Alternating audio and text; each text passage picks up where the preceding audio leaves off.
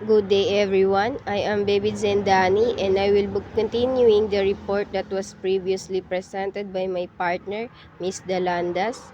So for my part, I will discuss motivation and self-efficacy, kung paano gumagana ang motivation, ano ang nakaka-influence sa atin as learners, at paano nakaka-apekto ang self-belief sa performance natin. So now let me start. So this presentation focused on how motivation works and the role of self-efficacy. Motivation explains why we do certain actions, while self-efficacy explains how strongly we believe that we can do them. Both are important in learning goal settings and performance. So how motivation works? Motivation shapes how we succeed academically. So for us students, motivation is very important. It affects how we study, how we perform, and how we achieve our goals. So according to the lesson, we develop ideas about motivation based on interest, belief, attributions, goals, social partnerships. So first is interest. So interest is kapag interesado tayo sa isang subject or task, mas nagiging active tayo at mas madali tayong matuto. Unbelief is ito yung paniniwala natin sa sarili kung kaya ba natin o hindi ang isang bagay. Attribution naman is ito yung explanation natin sa success or failure natin. Like for example, kung bumagsak tayo sa quiz, iniisip ba natin na dahil tamad tayo, mahirap yung exam o malas lang. So fourth is goals.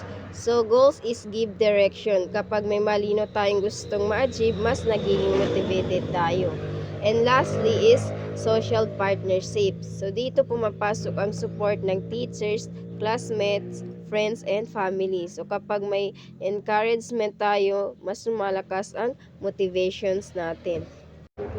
And next is motives and drives.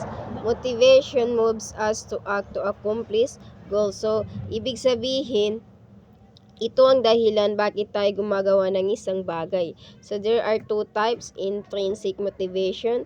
So, kapag yung reason mo ay internal tulad ng enjoyment, interest, or personal satisfactions.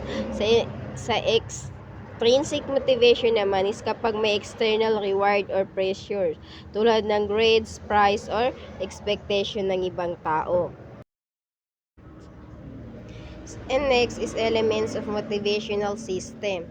Motivation is goal-directed behavior influenced by personality. So, ibig sabihin is kumikilos tayo dahil may gusto tayong ma-achieve. Pero, na-influence din ito ng different self-process which are self-concept, self-esteem, and self-efficacy. Self-concept is kung paano natin nakikita ang sarili natin academically or personally. Self-esteem naman is ito naman ang emotional value natin sa sarili natin. And self-efficacy is ito ang pinakamahalaga. It is the belief that you can succeed in a specific task. Ibig sabihin kahit mahirap, naniniwala ka pa rin na kaya mong gawin. So these three elements shape how we behave, how much effort we give, and how we handle challenge. And next is basic elements of self-regulation.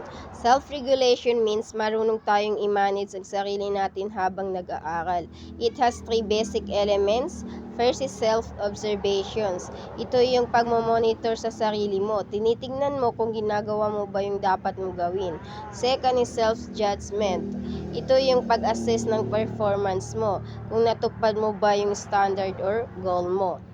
And 3 is self-reaction. Ito yung response mo sa naging performance mo. For example, kung okay ang ginawa mo, you feel satisfied. Kung kulang pa, you improve or adjust your strategy. So self-regulation helps students become independent and responsible learners. And lastly, self-efficacy. Self-efficacy refers to the belief in one's ability to succeed succeed in a task.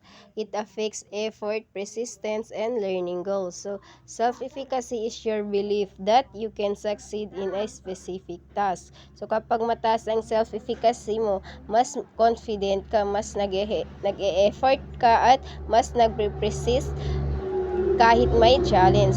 Pero kapag mababa, mabilis sumuko, takot magkamali at nawawalan agad ng motivations. So self-efficacy influence the kind of goals we choose and how we approach difficult tasks. And that's all. Thank you.